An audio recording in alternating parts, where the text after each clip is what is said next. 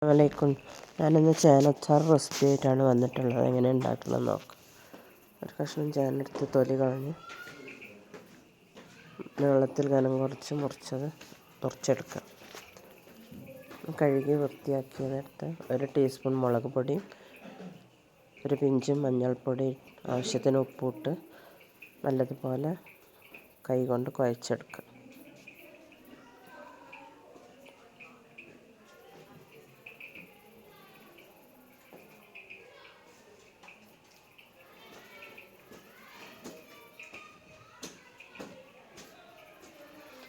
ചിമ്പുവിനോടൊന്ന് വരാൻ പറയട്ടുമ്പോൾ ഇപ്പോൾ പോകാം. ചിമ്പുവിനോട് ഇപ്പോൾ പോകാം. ഇനി ഒരു ചട്ടി അടുപ്പത്ത് വെച്ച് അതിലേക്ക് കുറച്ച് ഓയിൽ ഒഴിച്ച് ചേന പൊരിച്ചെടുക്കുക. അധികം ഞെരിഞ്ഞു പോകണ്ട.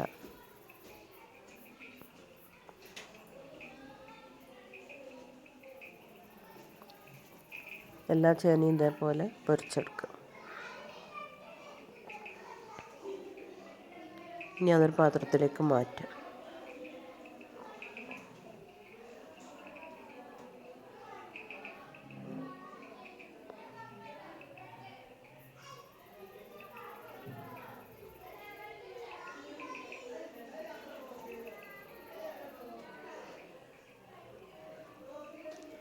ഇനി എണ്ണയിലേക്ക് 1/4 ടീസ്പൂൺ കടുക് ഇട്ട് കൊടുക്കുക. അത് പൊട്ടിയതിന് ശേഷം ഒരു കഷ്ണം ഇഞ്ചിയും ഒരു കുടം വെളുത്തുള്ളിയും കനം കുറച്ച് മുറിച്ചത് അതിലേക്ക് ഇട്ട് കൊടുക്കുക.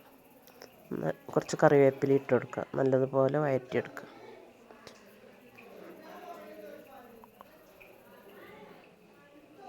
കളറ് മാറണ്ട, വഴന്നാൽ മതി.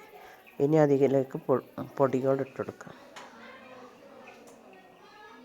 2 ടേബിൾ സ്പൂൺ മുളക് പൊടി ഇട്ട് കൊടുക്കുക. ഒരു പിഞ്ച് മഞ്ഞൾപ്പൊടി ഇട്ട് കൊടുക്കുക.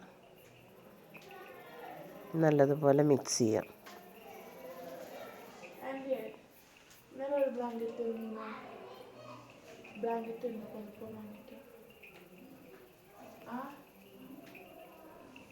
ഇനി ആ ചേന പൊരിച്ചത് അതിലേക്ക് ഇട്ട് കൊടുക്കുക.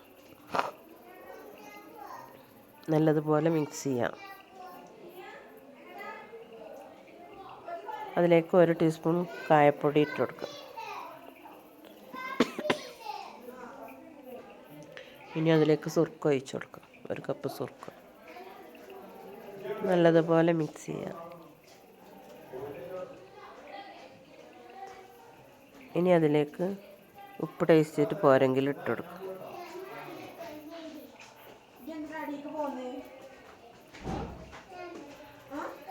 ഒരു ടീസ്പൂൺ പഞ്ചസാര ഇട്ട് കൊടുക്കുക.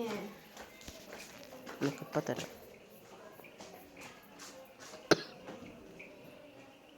ഇനി 1 ടീസ്പൂൺ ഉലുവയും കടുകും വറുത്ത് പൊടിച്ചിട്ട് കൊടുക്കുക. ഉലുവയും കടുകും ഒരേപോലെ അളവെടുത്തിട്ട് വറുത്തിട്ട് പൊടിച്ച് വെച്ചതാണ്.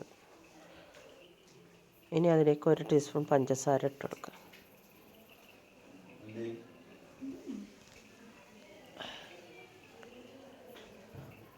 ഇനി അതിലേക്ക് 2 അണി ശർക്കര ഇട്ട് കൊടുക്കുക.